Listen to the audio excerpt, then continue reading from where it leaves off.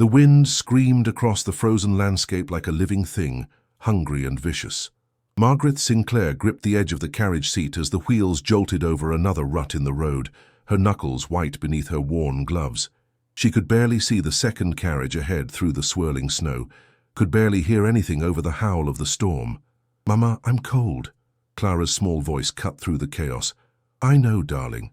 Just a little longer." The lie tasted bitter. Margaret had no idea how much longer. They'd been travelling for hours since leaving the last village, and the road to Yorkshire had disappeared beneath the snow. Frances clutched her younger sister tighter, her own face pale. At 10 years old, she was trying so hard to be brave.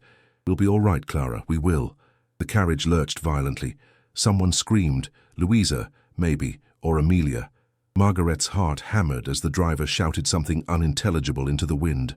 Then the world tilted. The smaller carriage ahead had stopped, listing to one side like a wounded animal. Through the white curtain of snow, Margaret could see figures spilling out. Her daughters, thank God, moving. But the wheel was shattered. "Stay here," she commanded Frances and Clara, then pushed open the door into the storm. The cold hit her like a fist. Her skirts whipped around her legs as she fought her way forward, snow stinging her face. Eleanor was already there, her eldest at 22, trying to help Beatrice down from the broken carriage. The 6-year-old was sobbing, her small body shaking. "She's burning up, Mama." Eleanor's voice was tight with fear. "She's been feverish since this morning." Margaret pressed her hand to Beatrice's forehead and felt her world narrow to a single point of terror. The child was on fire. "We can't go on," the driver said, appearing at her elbow. His face was grim. "Wheel's done. And even if it wasn't, we'll all freeze to death before we reach the next village. This storm's getting worse." "Then what do you suggest?" Margaret heard the edge of hysteria in her own voice and forced it down. She had 10 daughters depending on her. She couldn't break. Not now, not ever. The driver pointed into the darkness. "There's a manor house about a 1/4 mile that way. Big gates. Haven't seen anyone there in years, but it's shelter. Take us there." "Ma'am, they say that place is cursed. The Duke of Ashwell, he don't receive no one." "Take us there." Margaret's voice could have cut glass. "My daughter is dying." 20 minutes later, Margaret stood before iron gates that rose from the snow like the bars of a prison. Beyond them, barely visible through the storm, a massive house loomed against the dark sky. No lights, no movement, just stone and shadow, and the promise of walls between her children and the killing cold. She hammered on the gates with both fists. "Hello, please, we need help. My daughter is sick, please." Nothing, only the wind answered. Rosalind appeared at her side, the eldest daughter's face set with determination. Even half-frozen, even desperate, she looked like her father, sharp-minded, stubborn, unwilling to yield. "Let me try." Rosalind's voice was hoarse from the cold, but it carried. She gripped the gates and shouted into the darkness. "We know you're in there. We know this is Ashwell Manor. I don't care if you haven't opened these gates in 7 years. You're going to open them now. Rosalind, my 6-year-old sister has a fever, and we've been travelling in a blizzard for 8 hours. Our carriage is broken and we have nowhere to go." Rosalind's words came faster, harder. "You can hide in there forever if you want, but tonight you're going to choose. Let us in, or know that a child froze to death at your gates because you were too much of a coward to answer a knock." Silence. Margaret felt hope dying in her chest. Then, like a ghost materializing from the storm, a figure appeared on the other side of the gates. An old man, thin and severe, carrying a lantern. His eyes swept over them, 2 carriages, 11 frozen women, a child limp in her mother's arms. "His Grace does not receive visitors." "His Grace," Rosalind said, her voice like ice over steel, "can send us away in the morning if he's that determined to be alone. But right now, my sister needs warmth and a bed, and unless your master wants to explain to God why he let a child die on his doorstep, I suggest you open this gate." The old man's eyes narrowed. For a terrible moment, Margaret thought he would refuse. Then the lock clicked. The gates swung open. The entrance hall of Ashwell Manor was like stepping into a cathedral built for ghosts. Marble floors stretched into shadow. A grand staircase curved upward into darkness. Dust motes danced in the lamplight, and the air smelled of disuse and silence. Margaret barely registered any of it. She was focused on Beatrice, on getting her warm, on "Mrs. Pemberton will show you to rooms." The old servant, Pemberton she assumed, gestured toward a severe-looking woman who had appeared from a side corridor. "There is a room with a fire already laid. For the child." "Thank you." Margaret meant it with every fibre of her being. "Thank you so much." As Mrs. Pemberton led them up the stairs, Margaret counted heads. All 10 daughters, all moving. Catherine helping Harriet, who'd twisted her ankle. Josephine carrying their smallest bag. Amelia clinging to Eleanor's hand. They were safe. For now, they were safe. The room Mrs. Pemberton brought them to was larger than Margaret's entire London flat had been. A 4-poster bed dominated the space, and someone, Pemberton perhaps, had indeed laid a fire. It blazed in the hearth, throwing blessed warmth into the cold air. "Get her out of those wet things," Mrs. Pemberton said, her tone softer now. "I'll bring hot water and broth." Margaret worked with Eleanor and Rosalind to strip Beatrice of her frozen clothes and wrap her in blankets. The little girl whimpered, her eyes glassy with fever. "Shh, darling. You're safe now. You're warm." "Where are we?" Beatrice whispered. "Somewhere safe." Margaret pressed a kiss to her daughter's burning forehead and prayed she was telling the truth. Rosalind left her mother and Eleanor with Beatrice and went exploring. She knew she shouldn't. They were guests, uninvited guests really, who had essentially forced their way in. But the house called to her, this strange dead place full of covered furniture and closed doors. She found the library by accident, following a corridor that seemed less dusty than the others. The door was ajar, and lamplight spilled through the gap. Someone was inside. Rosalind pushed the door open slowly. The library was magnificent. 3 stories of books, spiral staircases leading to galleries, leather chairs positioned near a massive fireplace, and standing before one of the shelves, a book open in his hands, was a man. He looked up at the sound of her entrance. He was younger than she'd expected, 35 perhaps, though his eyes looked older. Dark hair, strong features, and an expression of such profound irritation that Rosalind almost laughed. Almost. "You must be the Duke of Ashwell. And you must be one of the women currently invading my home." His voice was cultured, cold. "I assume you're here to thank me for my charitable nature." "Actually, I'm here because I got lost looking for a washroom." Rosalind stepped fully into the library, refusing to be intimidated. "But since you mention it, yes, thank you. My sister would likely be dead if you'd left us out there. How gratifying to know I've done my good deed for the decade." He turned back to his book, dismissing her. "The servants will show you out in the morning when the storm clears." "Of course. We wouldn't dream of imposing on your precious solitude any longer than absolutely necessary." He glanced at her sharply. "Was that sarcasm? Was your comment about charity genuine concern?" Rosalind moved closer, drawn despite herself to the book in his hands. "What are you reading?" "Marcus Aurelius, Meditations." He closed the book with a snap. "Not that it's any of your concern. The happiness of your life depends upon the quality of your thoughts," Rosalind quoted from memory, watching surprise flicker across his face. "Ironic choice for someone who's locked himself away from the world." "You've read it." "My father believed in education, even for daughters." Rosalind's throat tightened at the mention of her father. 2 months dead, and the wound was still raw. "He used to say that a mind was the only thing no one could take from you." "He was wrong." The Duke's voice was flat. "They can take everything from you, Miss Sinclair." Rosalind Sinclair. She studied him, this bitter man in his tomb of a house. What did they take from you? For a moment she thought he might actually answer. Something flickered in his eyes. Pain, maybe, or the ghost of it. Then his expression shuttered. "Good night, Miss Sinclair. I trust you can find your way back to your family." It was a dismissal. Rosalind recognized it and knew she should go, but something in her rebelled against his coldness, his determination to push the world away. "You know what I think?" she said softly. "I think you didn't let us in because you're charitable. I think you let us in because you're lonely, and somewhere under all that ice, you're still human enough to hate yourself for letting a child freeze to death." His eyes locked on hers, and for 3 heartbeats the air between them crackled with something Rosalind couldn't name. Anger, maybe, or recognition, the acknowledgement of one wounded person seeing another. "Get out of my library." His voice was very quiet, very dangerous. Rosalind went, but as she walked back through the dark corridors toward the warmth and noise of her sisters, she couldn't stop thinking about the look in his eyes. He wasn't a monster.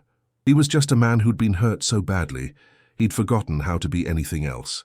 And God help her, she understood that completely. Morning came cold and brilliant, the storm having blown itself out during the night. Rosalind woke to the sound of her sisters' voices, Catherine and Harriet arguing about something, Frances trying to mediate, Louisa laughing. Normal sounds, safe sounds. Beatrice's fever had broken some time before dawn. Margaret had stayed up all night watching her youngest daughter breathe, and now she slept in a chair by the bed, exhausted but relieved. Rosalind slipped out quietly and made her way downstairs.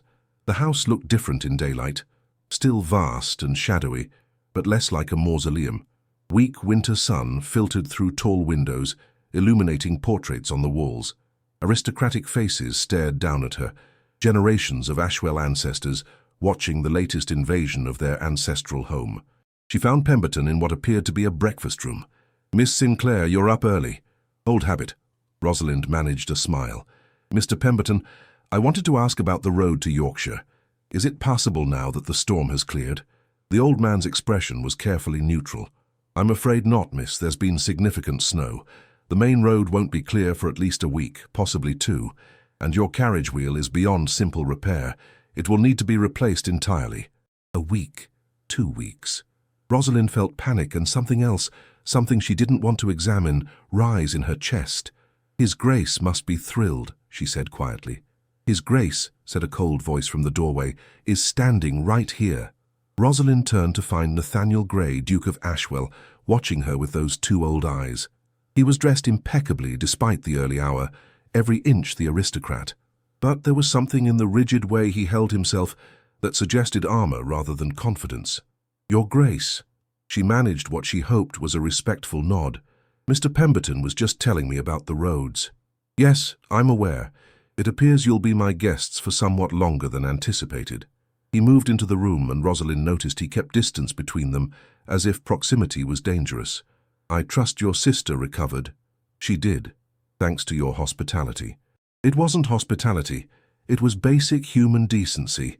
He poured himself coffee with precise movements. "Don't romanticize it into something it's not. I wouldn't dream of it."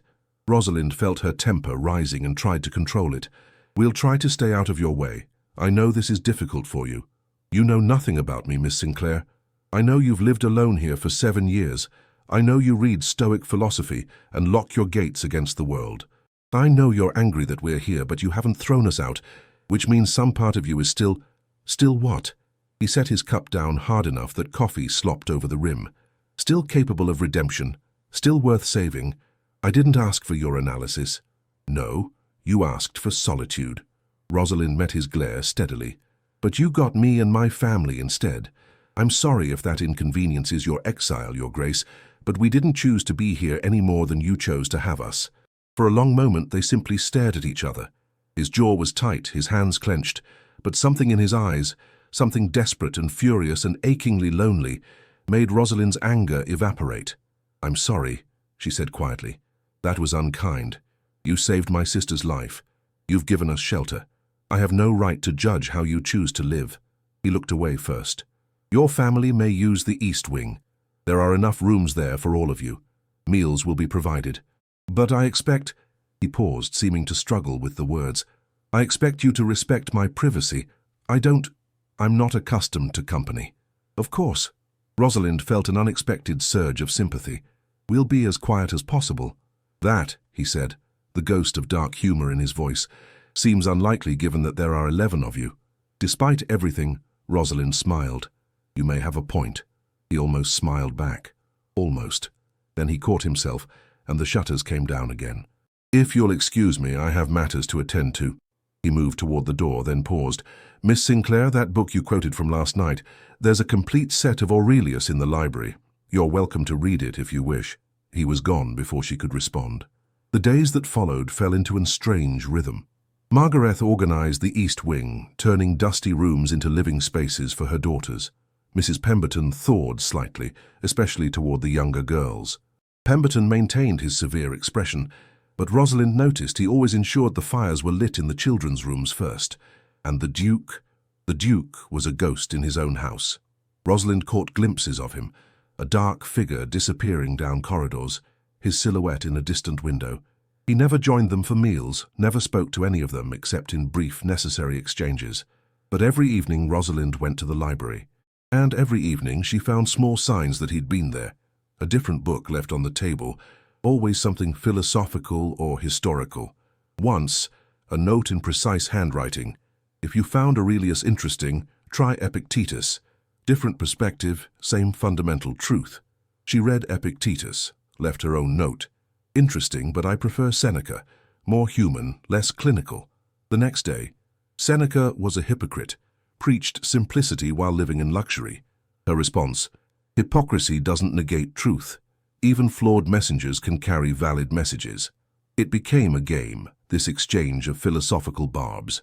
Rosalind found herself thinking about what she'd write next, anticipating his responses. It was safer than actual conversation, ideas instead of feelings, theories instead of truths. But sometimes, late at night when she couldn't sleep, she'd go to the library and find him there, reading by lamplight, his face unguarded in the assumption of solitude. Those were the moments that undid her, seeing past the armor to the loneliness beneath.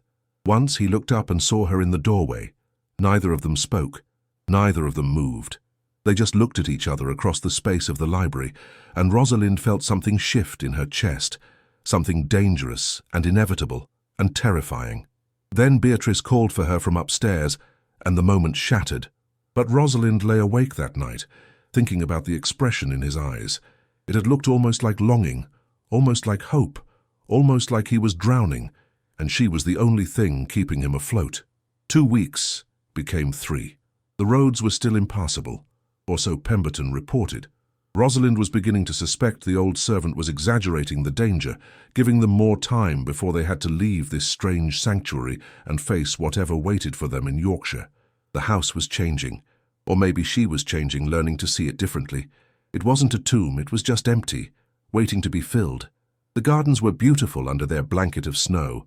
The rooms were magnificent under the dust covers. Even the portraits on the walls seemed less judgmental and more curious, as if the Ashwell ancestors were intrigued by the invasion of their domain. Her younger sisters were transforming the place simply by existing in it. Frances had discovered the old piano in the music room and spent hours coaxing sound from the neglected instrument. The notes were often discordant. The piano badly needed tuning, but they brought life to empty corridors. Amelia had befriended a large orange cat that appeared from nowhere and followed her everywhere, much to Nathaniel's visible consternation the one time he'd encountered them in the hall. Even Louisa, who'd been the most frightened during the storm, had started leaving books scattered throughout the house, marking her territory like a particularly literary cat. And Beatrice, fully recovered, had taken to drawing. Her subjects were always the same: the sad duke who lives alone. Rosalind had found a dozen of these drawings tucked in various corners, each showing a tall, dark figure standing by himself, while everyone else was grouped together in warmth and light. "Why do you always draw him alone?" Rosalind had asked. Beatrice looked at her with those 2 wise 6-year-old eyes. "Because that's how he is, but I don't think he wants to be." The breakthrough came on a Thursday afternoon, nearly a month after their arrival. Rosalind was in the library. It had become her refuge, the one place she felt close to her father, surrounded by the books he'd loved. When she heard shouting from the gardens, she ran to the window. Below, in the snow-covered gardens, several of her sisters were engaged in what appeared to be a chaotic snowball battle.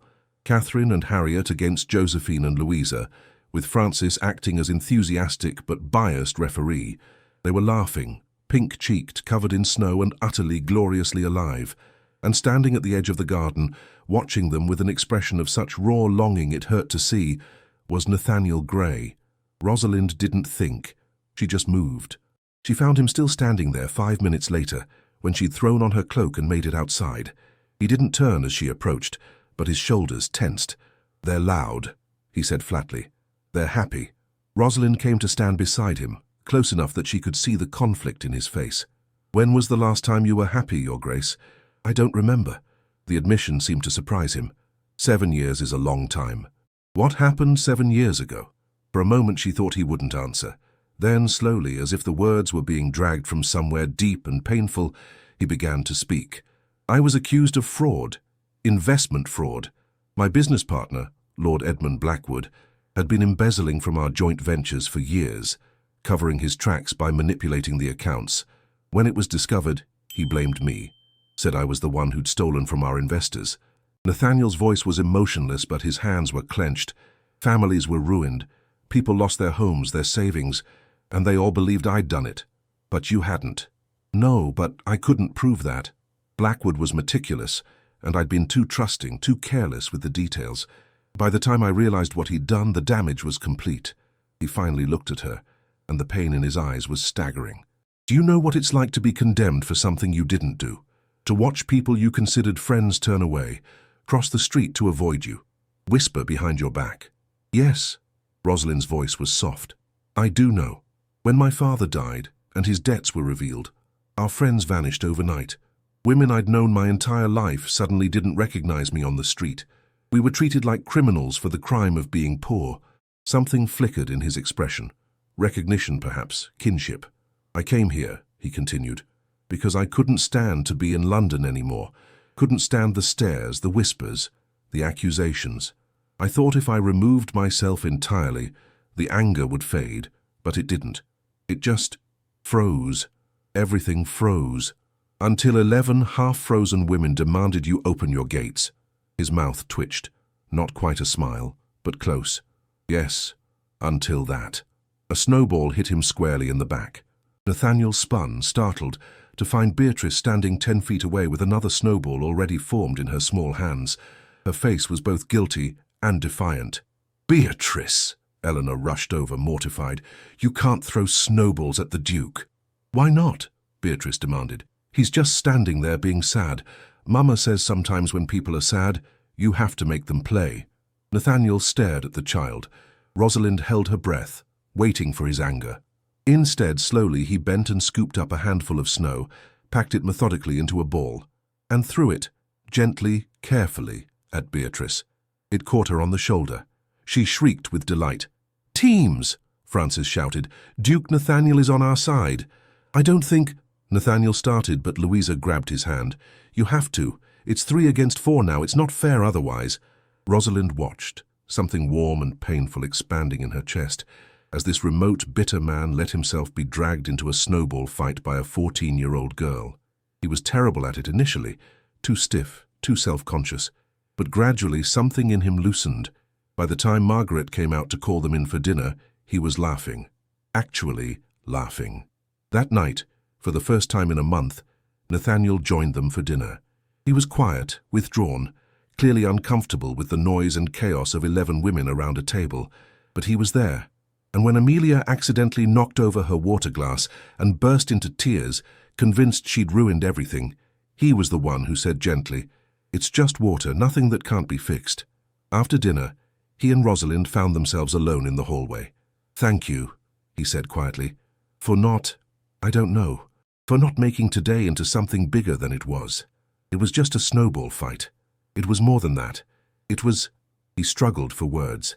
It was remembering what it feels like to be human. Rosalind's throat tightened. You never stopped being human, Nathaniel. You just forgot for a while. It was the first time she'd used his name. His eyes widened slightly, and the air between them shifted, became heavier, more charged. Rosalind, he said, testing her name. I should warn you. I've forgotten how to do this, how to be around people, how to be anything other than angry and alone, then learn again. She stepped closer, drawn by something she couldn't name. We're not going anywhere for a while. The roads are still blocked. The roads have been clear for 3 days. The confession came out rough. I asked Pemberton to lie. I told myself it was because you needed more time to prepare, but the truth is... He stopped, jaw clenched. The truth is, I didn't want you to leave. His voice dropped to barely above a whisper. Any of you. This house has been dead for 7 years, and you brought it back to life, and the thought of it being empty again. Rosalind kissed him. She didn't plan it, didn't think about propriety or consequences or what it meant. She just rose on her toes and pressed her lips to his, and for one perfect moment, the world stopped. Then he was kissing her back, his hands coming up to frame her face, and it was nothing like the chaste kisses she'd exchanged with her late husband. This was fire and desperation, and 7 years of loneliness finding its match. They broke apart, both breathing hard. We can't, Nathaniel said, but he didn't let go of her. Rosalind, I'm ruined, disgraced. Being associated with me would destroy you. I'm already destroyed. I'm a penniless widow with 10 dependents and nowhere to go. You can't ruin something that's already broken. You're not broken. His thumb traced her cheekbone. You're the strongest person I've ever met. Then let me be strong enough for both of us. He kissed her again, slower this time, tender and searching, and Rosalind felt something she hadn't felt since her father died: hope. The next week was stolen time, precious and precarious. They were careful, never alone together where the servants might see, never touching in front of her family. But Rosalind felt his eyes on her at dinner, felt the weight of his attention when she walked into a room, and the library became their sanctuary. Every night, after her sisters were asleep, she'd slip down to find him waiting. They'd talk for hours, about books, about philosophy, about the lives they'd had, and the people they'd been before tragedy reshaped them. I was going to be a diplomat, Nathaniel told her one night, before the scandal. I wanted to travel to represent England in foreign courts. I thought I could make a difference. You still could. No, his voice was firm. That life is gone. I accepted that a long time ago. Accepting something doesn't make it right. He looked at her for a long moment. You don't give up, do you? I can't afford to. If I give up, my family starves. Rosalind said it matter-of-factly, but she saw him flinch. I'm sorry. That was true. He reached for her hand, laced his fingers through hers. You're remarkable, Rosalind Sinclair, you know that. I'm practical. There's a difference. No, you're remarkable. He pulled her closer, until she was standing between his knees as he sat in the library chair. And I'm falling in love with you, which is possibly the most selfish thing I've ever done. Rosalind's heart stopped. Nathaniel, I know. I have nothing to offer you. No future, no prospects, just a crumbling manor and a destroyed reputation. But I needed you to know. I needed to say it out loud at least once. She kissed him instead of answering, poured everything she felt into that kiss, all the fear and hope and desperate longing. When they finally broke apart, she was shaking. I love you too, she whispered. God help me, I do. They held each other in the firelight, and Rosalind tried not to think about what would happen when they finally had to leave, tried not to think about the impossibility of their situation, a disgraced duke and a penniless widow with 10 mouths to feed. But reality had a way of intruding. The letter arrived on a Tuesday morning, delivered by a rider who'd braved the muddy roads from London. Pemberton brought it to Nathaniel at breakfast, his face carefully neutral. Rosalind watched Nathaniel's expression change as he read. Shock, then fury, then something that looked like despair. What is it? She asked quietly. He handed her the letter without a word. It was from someone named Lady Constance Worthington. The handwriting was elegant, the tone warm and concerned. She'd heard that the Duke of Ashwell had taken in some unfortunate travellers during the winter storms. How kind of him. How generous. She hoped he wouldn't mind if she called on him. She was in the area visiting relatives and would so love to see him again after all these years. The letter was dated 3 days ago, which meant, she'll be here today, Nathaniel said flatly. Possibly within the hour, given the state of the roads. Who is she? An old friend. From before. He stood abruptly, the chair scraping against the floor. We were close once, before the scandal. She was one of the few people who didn't immediately condemn me, but even she eventually stopped writing. Something cold settled in Rosalind's stomach, and now she wants to visit. Now she wants to save me. Nathaniel's voice was bitter. Constance always did have a savior complex. I'm sure she's convinced I've been living like a hermit in squalor, desperately in need of rescue by a proper lady. Haven't you? The words came out sharper than Rosalind intended. He looked at her, really looked, and she saw understanding dawn in his eyes. Rosalind, she's not... We were never... It doesn't matter. Rosalind stood as well, gathering the shreds of her dignity. She's from your world, your proper aristocratic world, and I'm just the penniless widow you took pity on during a storm. That's not fair, isn't it? She met his eyes, daring him to deny it. When she gets here, you'll see the difference. You'll remember what you're supposed to be, who you're supposed to be with, and we'll become what we've always been, charity cases. You know that's not true, do I? Rosalind's voice cracked despite her best efforts. We've been living in a fantasy here, Nathaniel, but fantasies end, and I think yours is about to arrive in a very elegant carriage. She left before he could respond, before the tears threatening to spill could humiliate her further. She made it to the east wing, to the small room she shared with Eleanor and Catherine before she broke. Eleanor found her there 20 minutes later, face buried in her pillow. "Rosalind, what happened?" "Nothing. Everything." Rosalind sat up, wiping her eyes furiously. "We need to leave, Elle, as soon as the roads are fully clear. We've imposed on the Duke's hospitality long enough." "You're in love with him?" It wasn't a question. Eleanor sat beside her, taking her hand. "Oh, Rosie, does he feel the same?" "It doesn't matter if he does." "Of course it matters." "No." Rosalind shook her head. "He's a duke. I'm nobody. That's the only thing that matters." Before Eleanor could respond, they heard it. The sound of carriage wheels on gravel, voices downstairs, and then floating up through the manor a woman's laugh. Bright and confident and utterly, perfectly aristocratic, Lady Constance Worthington had arrived. Rosalind didn't go downstairs. She told herself it was dignity, that she wouldn't parade herself in front of Nathaniel's elegant visitor like some pathetic rival. But the truth was simpler. She was a coward. Catherine, however, had no such reservations. She came flying into the room an hour later, eyes wide. "You have to see her," she breathed. "She's beautiful, like actually beautiful, and her dress probably cost more than Papa made in a year. She's downstairs with the Duke right now, and Rosie, the way she looks at him, I don't want to know." Rosalind's voice was flat. "She called us the Duke's unfortunate guests, very sweetly, very kindly, but you could tell she thinks we're charity cases. Mama was so angry I thought she might actually slap her." Despite everything, Rosalind felt a flicker of pride. Margaret Sinclair might be poor, but she had never tolerated condescension. That evening, dinner was a nightmare dressed in silk and pearls.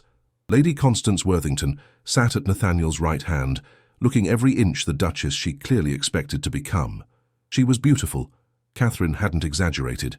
Dark hair piled artfully, skin like porcelain, a figure that made Rosalind acutely aware of her own worn dress and work-roughened hands. But worse than her beauty was her charm. She was kind to the younger girls, asking Beatrice about her drawings and complimenting Frances on her piano playing. She spoke knowledgeably about literature with Eleanor and sympathized with Margaret about the difficulties of widowhood.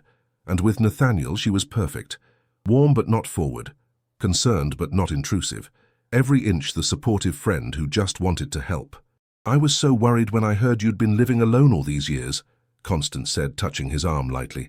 "But seeing you now, with this lovely family taking care of you, well, it does my heart good."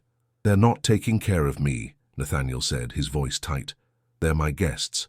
"Of course, but surely it's been good for you having company again.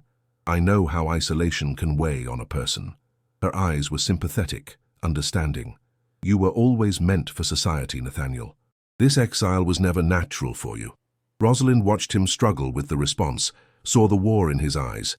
Part of him clearly wanted to defend their presence, to explain that they were more than just company, but the other part, the part that had been alone for 7 years, seemed to fold under Constance's gentle certainty.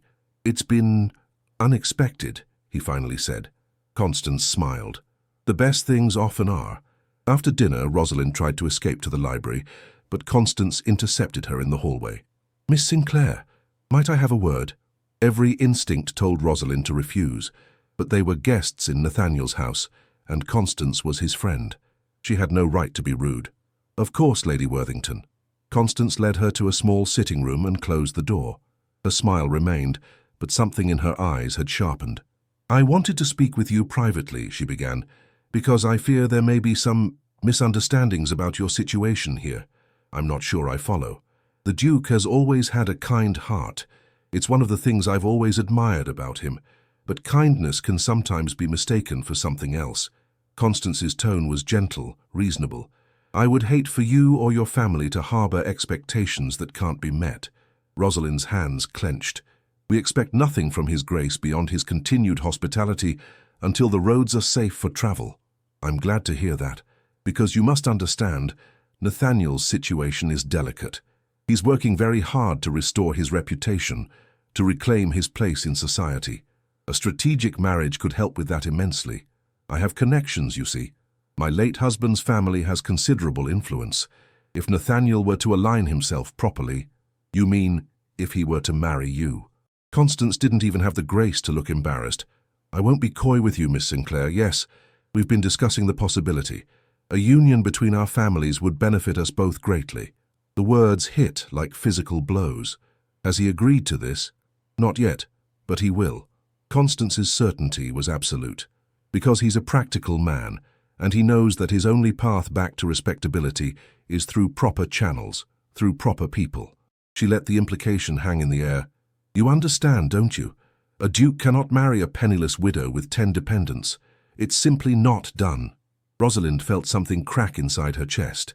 "Does he know you're having this conversation with me?" "It doesn't matter. I'm simply being honest with you about realities you must already understand. You seem like an intelligent woman, Miss Sinclair. Surely you recognize that whatever has been happening here," her gesture encompassed the manor, the situation, everything, "it can't last. It was never meant to."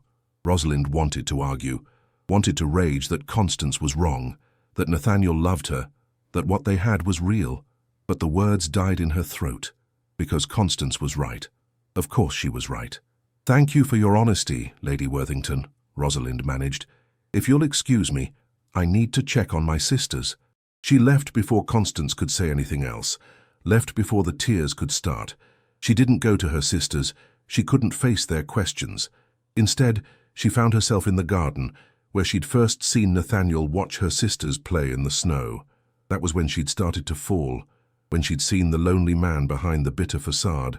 But lonely men didn't always choose love. Sometimes they chose practicality, safety, restoration of what they'd lost. Could she really blame him for that? She didn't hear Nathaniel approach until he spoke. "Rosalind."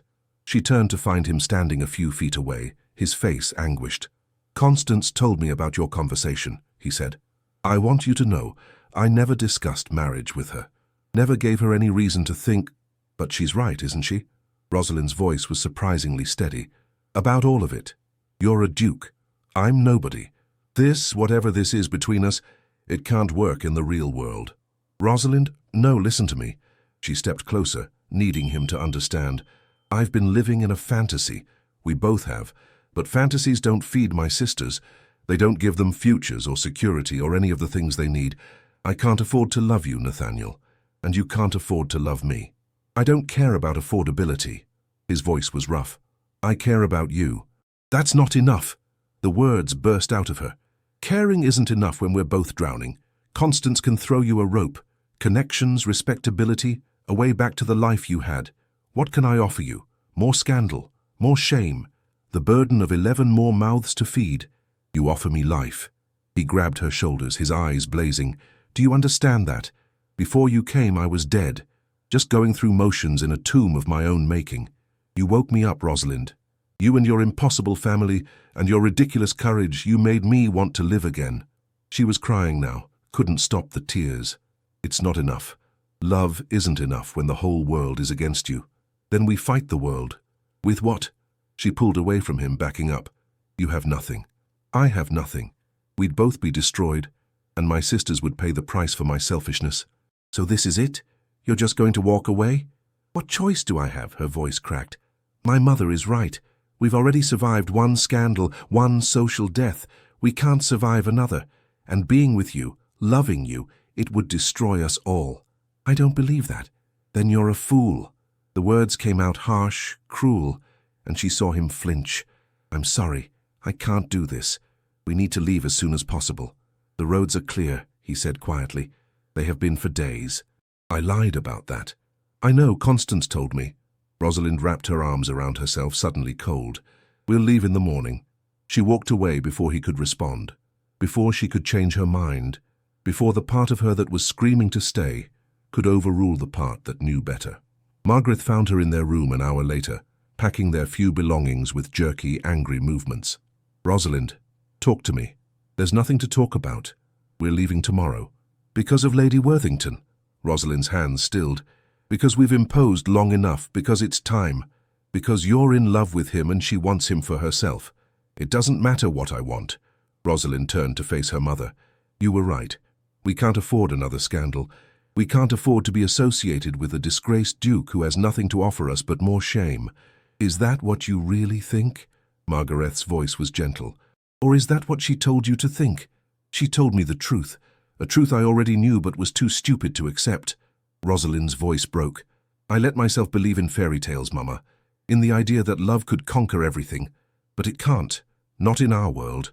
Margaret pulled her into her arms and Rosalind finally let herself break completely. The morning dawned grey and cold. The carriages were readied. The broken wheel had been repaired days ago, Rosalind now knew. Pemberton and Mrs. Pemberton helped load their belongings with expressions of genuine regret. Even the orange cat seemed sad, winding around Amelia's legs and meowing plaintively. Nathaniel was nowhere to be seen. He's in his study, Pemberton said quietly when Rosalind asked. He asked not to be disturbed. Of course he did, it was easier this way.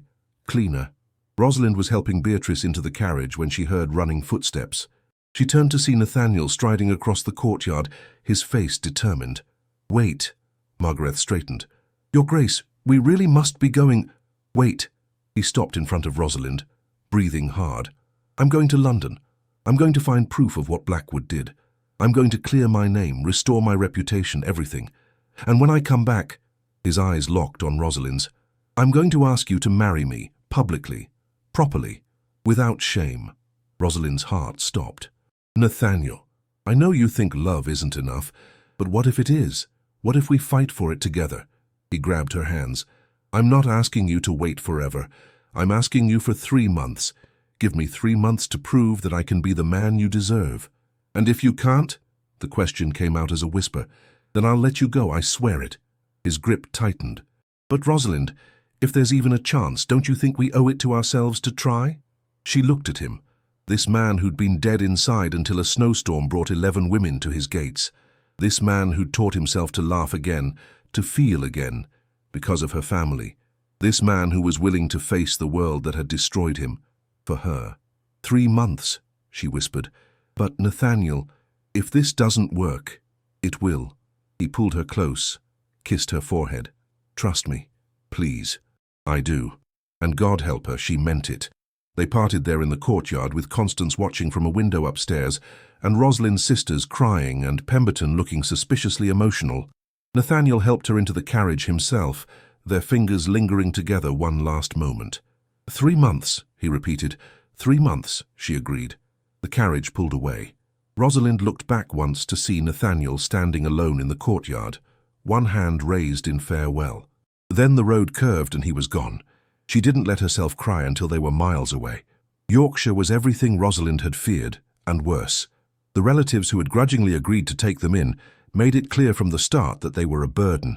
The house was cramped, the atmosphere hostile. Rosalind and her sisters were expected to earn their keep, cleaning, cooking, mending. They weren't family.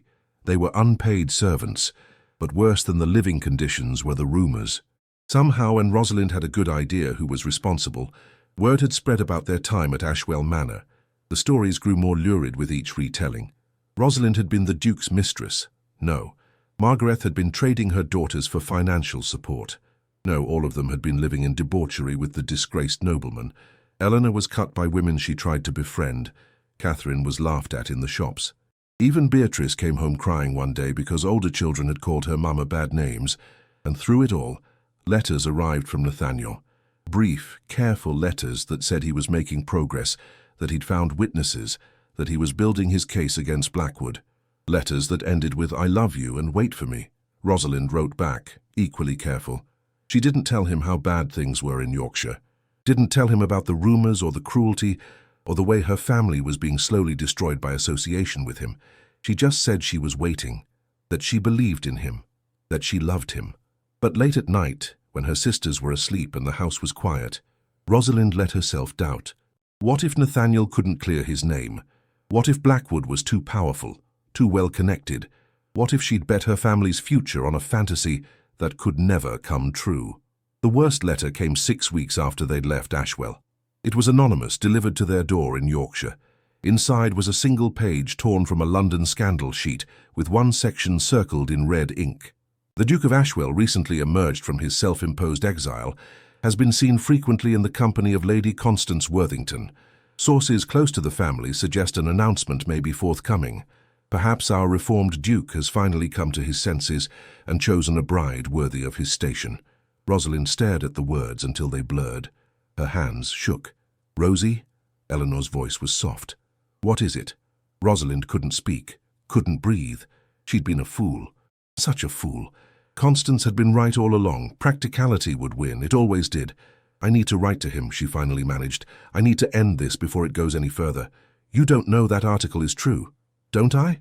Rosalind looked at her sister. "He's been in London for 6 weeks. Constance is there. She has everything he needs. Connections, respectability, a path back to the life he had. What do I have? Nothing but scandal and dependence and poverty. You have his love. Love isn't enough." Rosalind's voice was flat. "I told him that. I should have believed it myself." She wrote the letter that night. It was the hardest thing she'd ever done. Harder than watching her father die. Harder than facing their creditors. Harder than anything. "Dear Nathaniel, I release you from any promises made. Your duty is to restore your name and your position. Mine is to protect my family. Those two duties cannot coexist. Please don't write again. Please don't come for me. I wish you every happiness with Lady Worthington or whomever you choose. You deserve peace. Rosalind." She sealed it before she could change her mind. Sent it before dawn, before Eleanor could stop her. Then she cried until she had no tears left. 2 weeks passed with no response from Nathaniel. Rosalind told herself it was for the best. He'd accepted her decision, moved on, was probably already courting Constance properly, rebuilding his life the way he should have from the beginning. She tried to do the same. Found work as a seamstress for a local dressmaker. The pay was terrible, but it was something. Eleanor helped tutor the children of merchants who couldn't afford proper governesses. Catherine took in washing. Slowly, painfully, they were building something like stability. It wasn't happiness, but it was survival. Then the invitation arrived. It was addressed to the entire Sinclair family, written in elegant script on expensive paper. "Lady Constance Worthington requests the honour of your presence at a spring ball to be held at Worthington House, London, May 15th, 1878. Rosalind stared at it, her stomach churning. "This is a trap." "Obviously," Eleanor agreed. "She wants to parade us in front of London society, show everyone how unsuitable we are, humiliate us publicly so there's no question about who Nathaniel should choose." Margaret took the invitation, her face hard. "Then we don't go. We have to." The words came from Catherine, surprising them all. At 20, she was usually the quietest of the older sisters. "Don't you see? If we don't go, she wins anyway. She gets to say we were too ashamed to face society, that we knew we didn't belong. But if we go, if we hold our heads high, we get destroyed anyway," Rosalind said flatly. "Just publicly instead of privately. Maybe," Catherine's eyes were fierce, "or maybe we show them that we're not ashamed of who we are, that we don't need their approval to have dignity." Rosalind looked at her mother, at Eleanor, at the younger sisters who had gathered to listen. They'd been through so much already, lost their father, their home, their security, been treated as burdens and worse. How could she ask them to walk into a room full of people who would judge and condemn them? But looking at their faces, Catherine's determination, Eleanor's quiet strength, even Beatrice's stubborn little chin, Rosalind realized she didn't have to ask. "All right," she said quietly. "We go to London." Worthington House was magnificent in a way that made their modest Yorkshire accommodations look like servants' quarters. Crystal chandeliers, marble floors, guests dripping with jewels and silk and old money. Rosalind and her family stood in the entrance hall, in their carefully mended dresses, the best they had, but still obviously shabby compared to the splendor around them, and felt every eye turn toward them. The whispers started immediately. "Is that them? The women from Ashwell? I heard there were 10 daughters. Shameless, really, showing their faces here." Rosalind felt Margaret stiffen beside her, felt Eleanor's hand find hers. She lifted her chin. "We're here," she said quietly. "That's what matters. We don't have to stay long." But before they could retreat, Constance appeared. She looked stunning in emerald silk, diamonds at her throat, every inch the perfect hostess. "The Sinclairs, how wonderful that you could come." Her smile was brilliant, her eyes cold. "Please do come in. I'm sure everyone is dying to meet you properly." It was a gauntlet thrown down. Accept the invitation to be paraded and mocked, or flee and prove they didn't belong. Rosalind thought of Nathaniel, of the man who'd been dead inside until they'd knocked on his gates. of the way he'd looked at her in the courtyard and promised to fight for them. "Thank you, Lady Worthington," she said clearly. "We'd be delighted." The ballroom was worse than the entrance hall. Hundreds of people, all of them clearly aware of who the Sinclairs were and why they shouldn't be there. Rosalind caught fragments of conversation as they moved through the crowd. Living there for months, completely unchaperoned. 10 daughters. Can you imagine the expense? Trying to trap the Duke, obviously. Lady Beatrice Hartley, the woman who'd humiliated Rosalind in Ashwell Village months ago, was particularly vicious. She laughed loudly when Rosalind passed, making sure everyone could hear. How brave of them to show their faces. I suppose when one has no shame, one can endure anything. Rosalind kept walking, kept her head high, but inside she was dying. Then she saw him. Nathaniel stood across the ballroom, talking with a group of older gentlemen. He looked different, more polished, more confident. The broken recluse was gone, replaced by the Duke he'd once been. He was magnificent, and when he looked up and saw her, everything else in the room disappeared. He started toward her. Rosalind's heart hammered. She wanted to run to him, wanted to run away, wanted... Constance intercepted him smoothly, her hand on his arm. "Nathaniel, darling, Lord Pemberton was asking about your investments," but Nathaniel was still looking at Rosalind. "Excuse me." He crossed the ballroom. The crowd parted. Rosalind felt her sisters press closer, protective, as he stopped in front of them. "Miss Sinclair." His voice was formal, but his eyes were everything. "I received your letter. I know. I'm sorry. I thought it was best. It wasn't." He glanced around at the watching crowd, and something shifted in his expression. Decision. "Actually, this is perfect. I was going to wait, do this properly, but..." He raised his voice. "May I have everyone's attention, please?" The ballroom went silent. Nathaniel turned to face the crowd, still standing beside Rosalind. "I know what many of you think of me. I know the rumors, the accusations, the shame that's followed my name for 7 years. And I know that by inviting Miss Sinclair and her family here tonight, Lady Worthington hoped to prove that they, and by extension I, don't belong in polite society." Constance's face went white. "Nathaniel, what are you—" "But she was wrong." Nathaniel's voice cut across hers. "Not about me. I was exactly as bad as you all thought.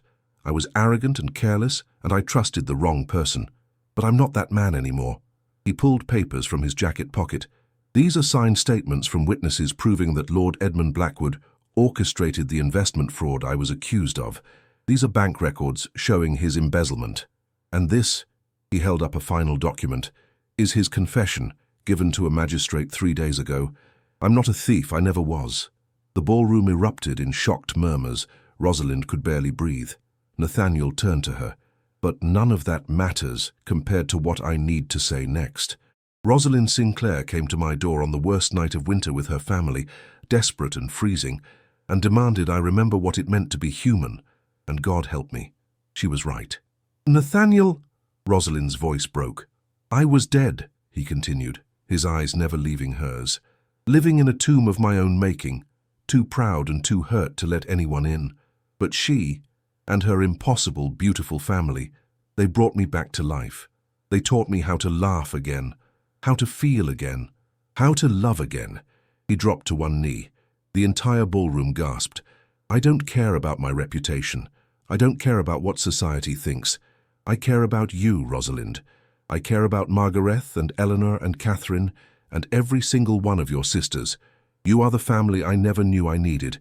And if you'll have me, if you'll all have me, I want to spend the rest of my life proving that love is enough, that it's more than enough." Tears were streaming down Rosalind's face. "You're insane, you know that. I have 10 sisters and a mother and no money and no prospects and you're the strongest, most brilliant, most infuriating woman I've ever met. Say yes, Rosalind. Please. There's one condition." Her voice was shaking but firm. "My family comes with me. All of them. Not as burdens or charity cases, but as family. If you marry me, you marry all of us." "I know." Nathaniel stood, took her hands. "I wouldn't have it any other way. I'm asking for all of you. A real family. The kind I never had but always wanted." Rosalind looked at her mother. Margaret was crying. Looked at her sisters, all 10 of them, ranging from Beatrice's 6 years to Eleanor's 22. looked at the crowd of people watching, judging, waiting to condemn. Then she looked back at Nathaniel, at the man who'd been willing to face the world that had destroyed him, just to fight for her. "Yes," she whispered. "Yes, of course, yes." He kissed her there in the middle of Constance Worthington's ballroom, in front of God and London society, and everyone who'd ever doubted them. And the room exploded. Some people applauding, some scandalized, some genuinely moved. Constance looked like she'd been slapped.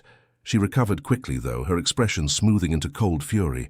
"This is absurd. You can't seriously expect—" "I expect nothing," Nathaniel said, his arm around Rosalind, "except to be left alone to live my life with the woman I love. You wanted to humiliate the Sinclairs, Constance. You wanted to prove they didn't belong in our world. But you were right. They don't belong in this shallow, cruel world of yours. They belong in a better one, and I intend to help them build it." Before Constance could respond, someone else spoke up. An elderly woman Rosalind didn't recognize, dripping with jewels and authority. "Well said, Ashwell." Her voice carried across the ballroom. "I've known you since you were a boy, and I've never seen you look more like your father than you do right now." He would have been proud. She turned to Rosalind. "And you, my dear, you have excellent taste in husbands and terrible taste in enemies. Lady Worthington, this is your ball, but if you're wise, you'll congratulate the happy couple and move on gracefully." It was permission. From someone who clearly mattered in this world of rules and hierarchies. Other voices joined in, some grudging, some genuine. Even Lady Beatrice Hartley approached, her face stiff. "Miss Sinclair, I owe you an apology for my behavior in Ashwell. I was cruel and I'm ashamed of myself." She didn't sound entirely sincere, but she was trying. "I wish you every happiness." Rosalind managed to nod. "Thank you." They left the ball shortly after, Nathaniel's carriage waiting outside. 11 women, 1 duke, and a future that seemed impossible but somehow miraculously real. "Where are we going?" Beatrice asked from her perch on Nathaniel's lap. She'd climbed up there without asking, and he'd looked startled but pleased. "Home," Nathaniel said, looking at Rosalind. "We're going home." "To Ashwell?" Francis sounded hopeful. "To Ashwell. It's your home now. All of yours. For as long as you want it." Margaret started crying again. Eleanor hugged Catherine. The younger girls began chattering excitedly about which rooms they'd claim, what they'd do in the gardens, whether the orange cat was still there. And Rosalind, sitting beside Nathaniel with his hand in hers, felt something she hadn't felt in months. Peace, hope, home. 1 year later, Ashwell Manor had been completely transformed. The dust covers were gone. The windows gleamed. Flowers bloomed in gardens that had been dead for years. And the house that had once been a tomb was now gloriously, chaotically alive. Eleanor was engaged to a kind young scholar she'd met at a lecture. Catherine had started painting again. Her work was actually being shown in a small London gallery. Harriet had discovered a passion for horses and spent most of her time in the stables. The younger girls were being properly educated by tutors Nathaniel had hired, thriving in ways they never could have before. And Margaret.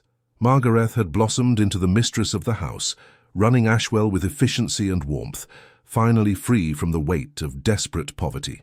As for Rosalind and Nathaniel, they'd been married 6 months. It had been a small wedding, just family and a few genuine friends, and it had been perfect. Now, on a bright spring afternoon, Rosalind stood in the library where she'd first truly seen him. Nathaniel came up behind her, wrapped his arms around her waist, rested his hand on the gentle swell of her belly. "How are you feeling?" he murmured. "Enormous, and we're only 4 months along." He laughed. "You're perfect. I'm terrified. What if I'm a terrible mother? What if you raised 10 sisters while grieving your father and facing financial ruin? You're going to be an extraordinary mother." He turned her to face him. "And you won't be alone.